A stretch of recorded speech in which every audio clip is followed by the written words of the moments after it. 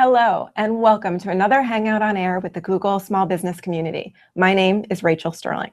It's summertime here in the community, and we've spent all month talking about how to find the right balance between work and life. So we've invited entrepreneur, coach, and author Pamela Slim here to the Hangout studio to give us her expert advice on this topic. Pam, thanks so much for being here. Thanks for having me. Why don't you tell everybody what you do? I am an author and a speaker and a business coach with a passion for helping entrepreneurs build community. Oh, fantastic. And so I know that you've watched some of our Hangouts before, and you know this question is coming. If you could have a Hangout with anyone in the world, who would it be? And what's the most embarrassing thing you would ask them?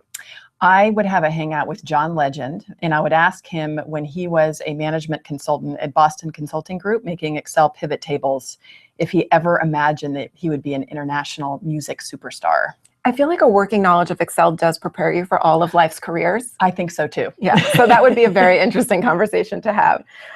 As I mentioned in the beginning, we've been talking a lot about work-life harmony, and I want to fill people in a little bit on what you've accomplished. You've done what a lot of people in the community either wish to do or have already just done, which is you escaped the corporate life and you struck out on your own as an entrepreneur. And you chronicled that journey in your book, Escape from Cubicle Nation.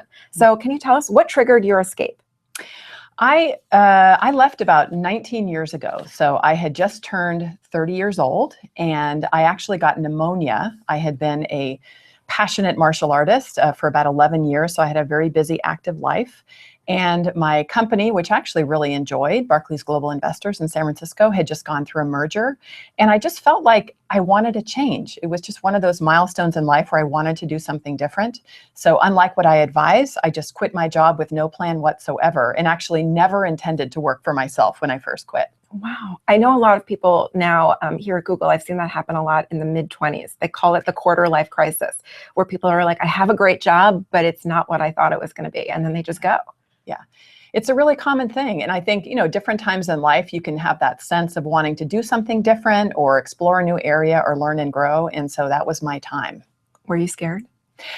I wasn't really that scared, which is interesting. I actually have a pretty high tolerance for risk. And I was more just excited about finding something that was going to be really enjoyable. Well, then let's talk about that. So we've been talking about work-life harmony here in the community, and we made a conscious decision to use the words work-life harmony and not work-life balance. For many small business owners, they would think the idea of finding balance would be absolutely laughable. So what do you think is the difference between harmony and balance?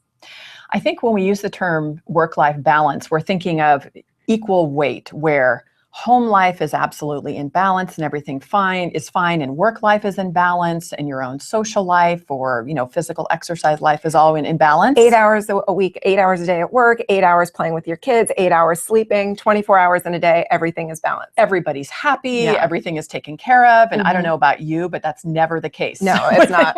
No. So there's not a perfect proportion that you allocate to different parts of your life. The way that I see work-life harmony is you have an orchestra of different things that are happening around you, and you find a way through choices that you make and through conversations with significant people in your life to create a rich, active life that works for you and other people. It doesn't have to be perfect all the time, and everything is not in perfect proportion, but it is harmonious. Okay, I like that idea of looking at everything holistically and not necessarily scheduling in balance time. That never works. You always take it off the calendar. So we are big fans of your books. We're all reading them here, even though my boss thought I was trying to leave Google because it's called Escape from Cubicle Nation. And she was like, are you unhappy with your job? I was like, no, I'm just doing my research. And we noticed in your books that you often incorporate your non-work life into your career decisions. So how has your home life influenced your work life?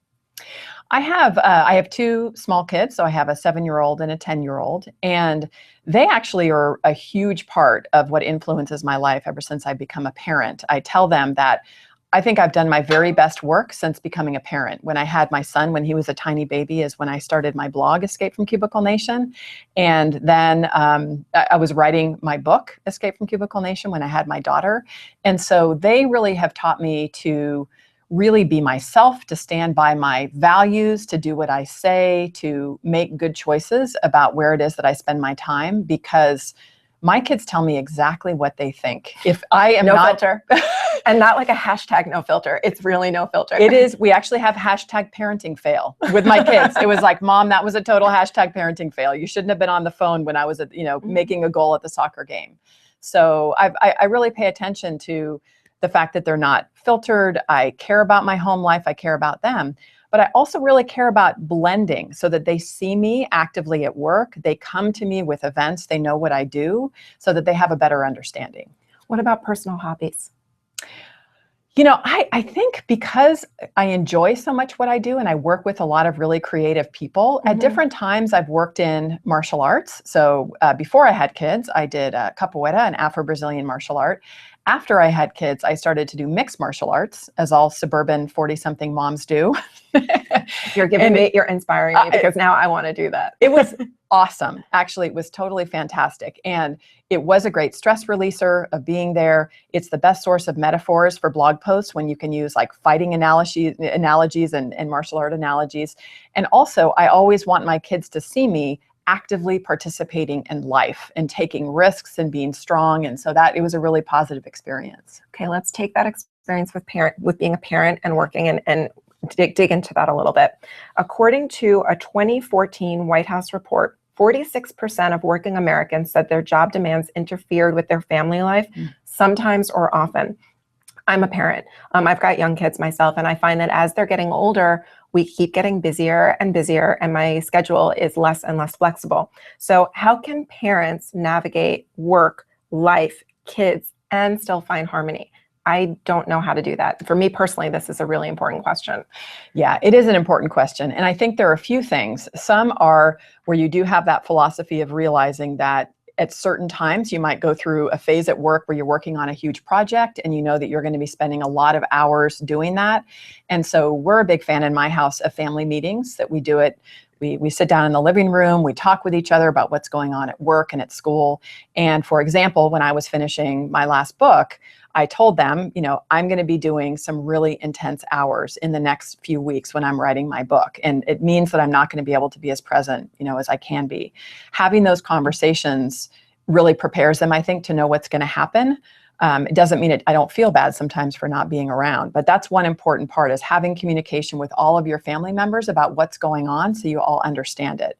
The second thing is thinking about really having ways in which you can put certain boundaries around activities. So I totally understand that there are times where you may need to work late in the evening on a project, but we, for example, have a no tech dinner policy where we have that in my house too. No phones at the dinner table. No phones at the dinner table, no television on, nothing except us sitting down as a family and really having a conversation, looking at each other. So even if there is, if the phone rings, we don't answer it. And those are ways that we make sure that we have those quality interactions and times when we're together. The other thing that I think is important as we start to look at skills that are required is really doing some prioritization. And I know as a business owner how busy you can be and it feels like you have to do everything. But really, when you start to look critically at actually what you're doing and what you have in your daily agenda, usually you do not have to be doing 20 to 30% if you're either systematizing it or delegating it to somebody else or just saying, this is really not adding value. I don't need to do this activity. So for small business owners, it's even more important to build up that network of people around you who you do feel comfortable delegating, whether it's something for your business or something for home, to have that support system in place. It is hugely important, and I want to just acknowledge, talking with many hundreds of business owners, that it's also very scary because when you have your business, especially when you're first growing it, it's your baby. You care about the quality of service. It feels very scary to delegate to other people. And it's your livelihood. It's your livelihood. Yes. So if something goes wrong, it's very scary.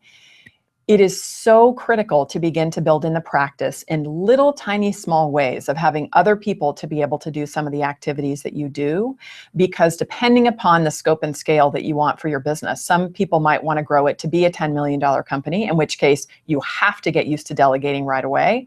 And even for other people that might choose to have a much smaller business of just themselves or other people, you need to make sure you're always focused on those activities which you do well, which lead to the best kind of financial results and have the most strategic value. So getting used to working with other people is a really critical practice that will benefit you in the long run. And you mentioned before that you've consulted with many small business owners. So I want to tap into that, your expertise in this area. What are some common misconceptions you've seen when it comes to finding work-life harmony? I think first is what we've talked about, that there is a perfect balance.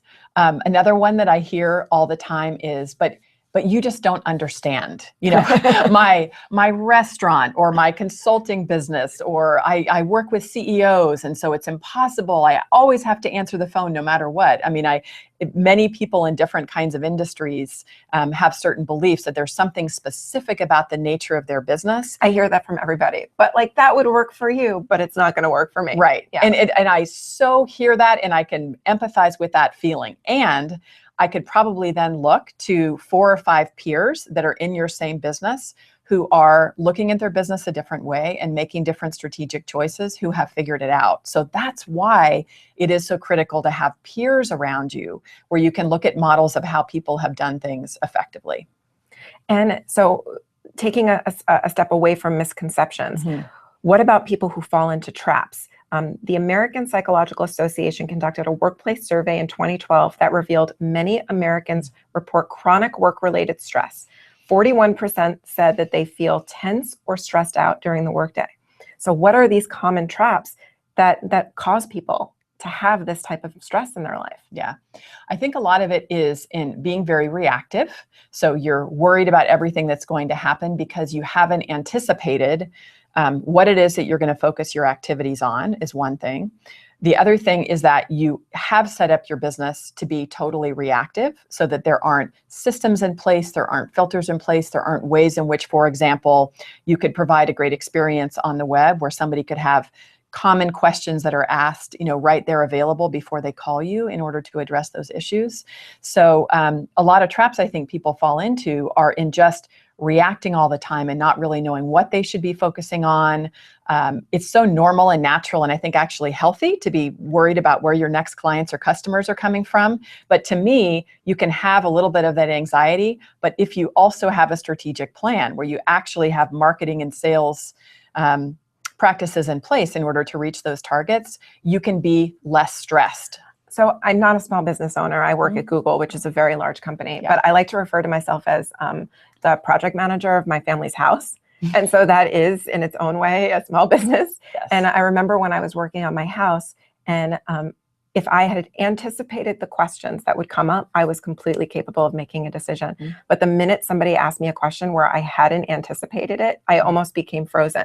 And I was like, I need to go home. I need to go to the internet. I need to do my research first, and then I need to draw a conclusion. Yeah. But being reactive and being put on the spot just ratcheted up my stress level enormously. So that's really great advice, to just think more about this proactively instead of just letting things happen to you. Very much so.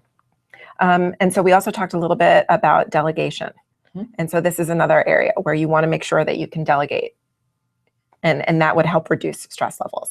It does. And it's delegating, if you have staff members, it's delegating to members of your staff, and always looking for ways in which you can grow and develop them, and look at what activities you're doing and ask yourself in a very honest way what you actually need to be doing, and then slowly move them over there. It also means delegating at home, because there's a lot of things that need to happen in a household, and sometimes we can just fall into assumed roles about who is going to be doing which household activities. Yes. And that is, it's actually fantastic. I have talked to more people and their spouses about this issue, and it is such a great idea to sit down and have conversations, to create a list of all the weekly activities of things that need to get done, and sort them according to what people actually like to do, regardless if it's a typical gender role or whatever. And when you begin to break that down, my husband loves to do all the outdoor work. He loves it. He loves to wash dishes. He doesn't like to cook, and I really like to cook. He likes to do laundry. I like to organize all the papers that come in from the mail. So knowing that we kind of have that distribution of labor, it makes all of us feel better, because I don't feel like I have to have the whole responsibility on me, or he doesn't have to feel like it's all on him because I'm busy working. And nobody's resenting the fact that they have to do things they don't want to do. Yes. Exactly. All right. So we've been circling around this throughout this whole conversation, but I want to talk about tips. In its annual wellness report, ComPsych found that 38% of employees can't stop thinking about the problems like emotional health, financial, and job concerns. So we know that small business owners have a hard time drawing a line between work and home. So what are the tips that small business owners can tap into to maintain this harmony between the two worlds? Yeah. So the first is in taking a strong proactive stance about making planning part of your business activities. So if you've never done it before, you want to step back and take at least a couple hours to look at what is happening in the next 30 days. Start with that and make a plan for what are your 3 strategic priorities within the next 30 days, and get really clear about the kinds of activities that are going to lead to the longer term business success. And then you begin to get in the practice every day of looking at your strategic priorities, looking at your agenda before you begin to answer emails and everything else. Get really clear on the core activities that you need moving forward. And you want to make sure that those activities align with those 3 strategic objectives. Otherwise, you're doing something that you could probably do in 30 days. It doesn't need to be done right now. But so many of us just want to answer that first email in our inbox, even though that might not be the best use of our time in that moment. Yeah. So I really love that idea. It's right. And it's a practice and a discipline. And then it just begins to be part of the nature of what you do. Because you sit down and you're looking at your day like, wow, none of my strategic priorities are on there. Maybe I can do it later. And it gives you that sense of calm. The other thing that's a tip is, it's been well documented by doctors, is to do some kind of physical activity. So I go for a morning walk. I get up early. I love to wave at my other neighbors who are taking a walk. It's a time, it's very peaceful, it's very beautiful. And I spend about 45 minutes moving, and I can feel the stress that just kind of goes off me. I often can be thinking about my day and kind of formulating what I want to do. Do you bring a phone with you on the walk? I do not bring a phone with me on the walk. I don't. Okay. And because I have really been focused on the practice of staying present and just tuned into nature and activities, you can be more distracted if you have a phone. Even listening to something like a podcast, I think that's going to be different for every person.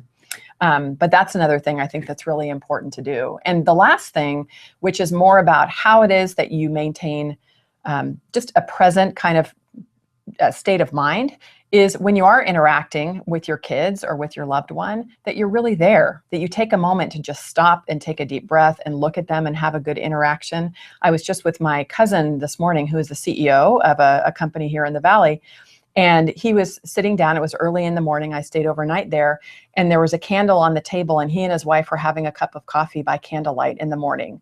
And they said, we've done this every morning for 30 years. And I thought, that is a great example of focusing, of really making sure, even if you don't have tons of time to spend together, that the quality of the interaction is really special.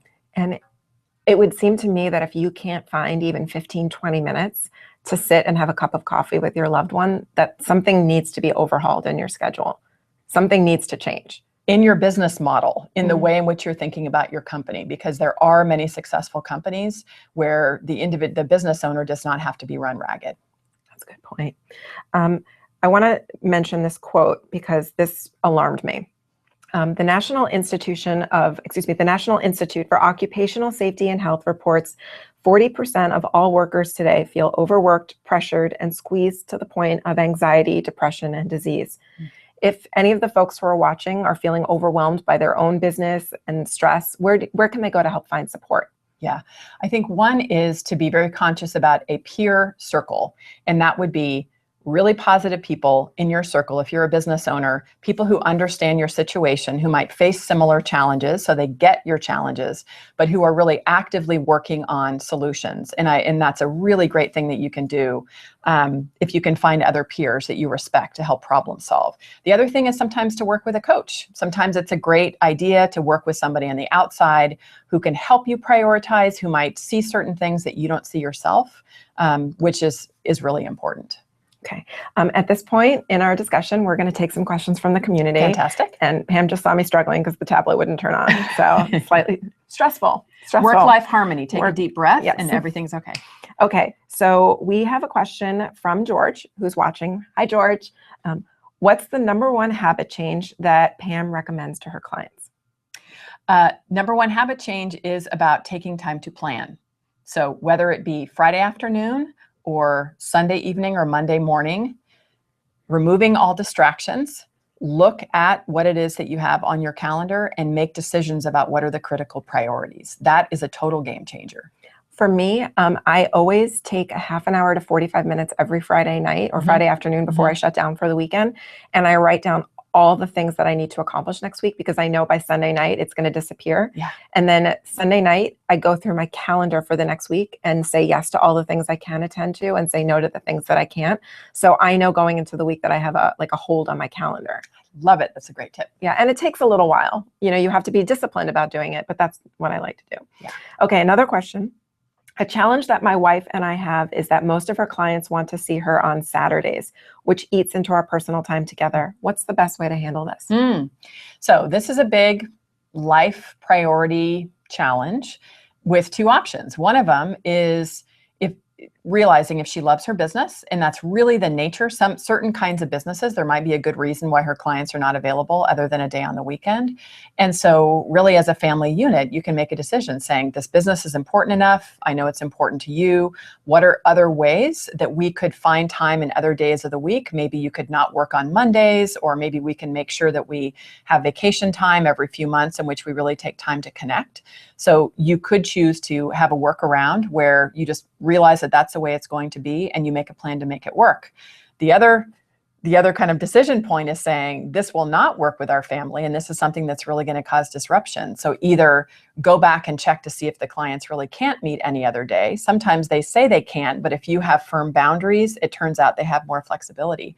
And if not, you can look for options of other people to serve during the week. Interesting. My sister has that struggle because she's a chef and she works very long hours.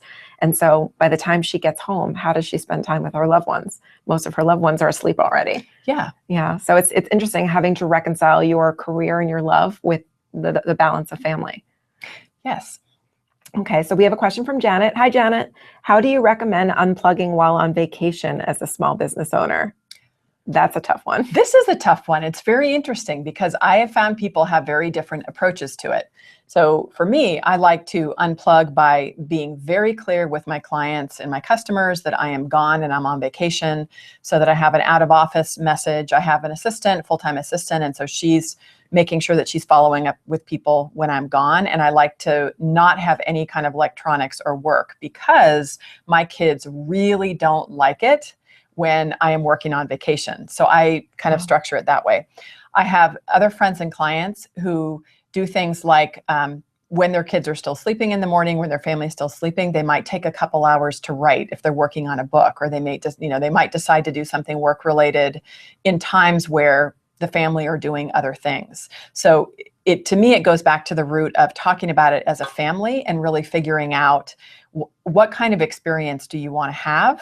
I've heard from friends, my kids are, littler now. I've heard from friends who have teenagers that often, they could care less. They don't want to spend time with you during that time anyway.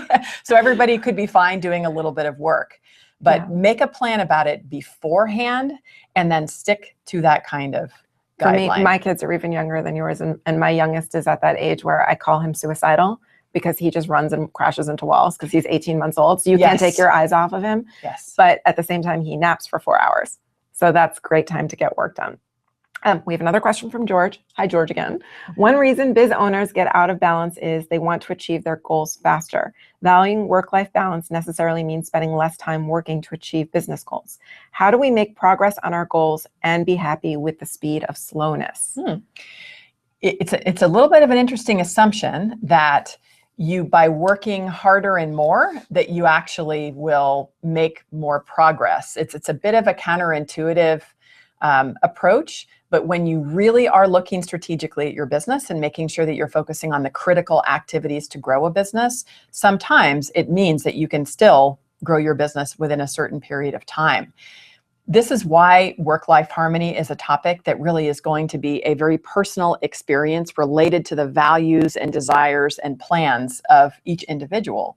Because for some people, they may decide that in the next 5 years, they're going to put a huge amount of effort and energy into growing their company, and it's going to be long hours, and everybody's kind of prepared for that, even though it's hard. And that's going to be okay, because then they want to sell it and go live on an island somewhere. Somebody else might have a value to actually have more of a lifestyle business where they have enough money to have a good, happy, healthy life, but family is more a priority of spending time with their family, while the kids are young or things like that. So goals and achieving goals at a rapid rate is sort of in the eye of the beholder. You have to figure out what's going to make you happy and then work backwards from that to figure out what system will achieve that happiness. Yeah, what does success mean to you? A definition of success is very different for different people. Yes. So for some people, it's about quickest path to selling the company, in which case, if that's what your goal is and it aligns with your values, then you make a plan for that. For other people, success means having a happy, healthy life, enjoying their life while they're living it, and being present and active with their kids. I don't think there's any right choice, but you need to make the choice that is actually related to your own goals and priorities. There's no easy answer is what you're saying. No. There's the right answer for you. Yes. You have to work on finding that. That's right. Okay, we have a question from Peter, and I do love this question. How do you encourage work-life harmony for your employees? This is a good boss. It is. I actually feel very proud of the team that I have, because I have a wonderful assistant, Sheila, and she has 3 kids, and we have a crystal clear company policy, which is always that kids and family come first, and we figure it out. So if one of her kids gets sick, or mine does, or there's something that's happening with a business, we will always figure it out so that she is able to really attend to what needs to be attended to. I tend to have more of a results-only work environment policy where we know what it is that we need to accomplish throughout the week. I don't need to necessarily see her sitting in the office between certain hours, because we know when we have client interfaces and she takes care of business, I trust her to accomplish the goals that we want to accomplish together. And if she were on camera, she could tell you if it really works, but we've talked about it a lot, and I feel really, really good that we are both able to prioritize being parents, and also I think do a really good job at delivering for our customers. I think it's really important when you're hiring people that you hire kindred spirits, people who won't necessarily bring the same strengths to the table, because you want to round out your team. Yeah. But they're going to have the same priorities as you, so that there's no confusion over what's expected and what's required. So that's really great. One more question from George. Most business owners have too many things to do or feel overwhelmed. Mm-hmm. What is Pamela's advice on how to cut things out from one's to-do list and feel okay about it? Mm-hmm. There's a tool that a friend of mine, Martha Beck, uses, which is called Better Barter Bag. And so if you make a list of everything that you have to do, and you can look at each of the individual tasks and say, is there any way I could make this better? Could I, make this kind of more enjoyable for what I have to do? Is there any barter? Could I have somebody else do it for me, either by paying somebody else to delegate it or just trade off the task with somebody else? Or can I bag it? Is this something that can just really go off the list? And it's amazing how much time we spend doing things, notice the theme today, mm-hmm. that are not directly related to our strategic priorities. So having that habit of really being very critical with your to-do list, I think is really important. So I want to do a quick plug for the community. We did a whole bunch of resources on productivity a couple of months ago, and I think that technology can really help in managing people's to-do lists. We're now all using an app internally. It's called Todoist, to manage our inboxes. And you can literally take an email and you don't have to rewrite it, just pin it to your to-do list and set a due date for it. And it really keeps everybody organized. And so I appreciate that sort of stuff. Anyway, I want to sum up everything that we've been talking about. So what are the 3 things small business owners can do to maintain harmony today? Okay, so focus on being clear about your strategic priorities. Know what do you need to do in order to grow your business and get in a habit of daily practice and planning. Be present. Be present when you're talking to your clients and customers. Be present when you're talking to your family members, so you feel that nice, calm human connection and you're not always looking forward to the next thing. And move, exercise, find some kind of practice in which you can get rid of stress by moving around physically, and it will make you feel much better. Okay, so you heard it here. Pam Slim's advice for career happiness and life happiness, if you will, which is daily prioritization of tasks, fully present with loved ones, and then get off the couch and get the blood flowing. Move. Yes.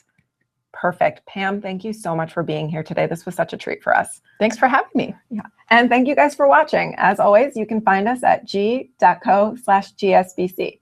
Until next time, I'm Rachel Sterling. Thanks so much for joining us here in the Google Small Business community, the place where you go to get the help you need to succeed on the web.